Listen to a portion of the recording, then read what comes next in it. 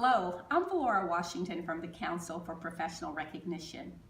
In a recent newspaper article in USA Today, it was mentioned that many whites are worried because by the year 2044, the United States will be composed mostly of people of color.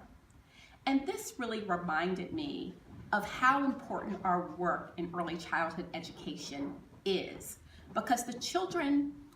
of today are the adults who will be living in the year 2044.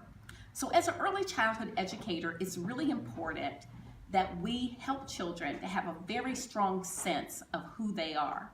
It's really important that we listen to children to find out what they know or what they're learning about gender, about race, about social class, and really listen to what they know and what they're understanding, and in an appropriate way, have real conversations with young children about these issues.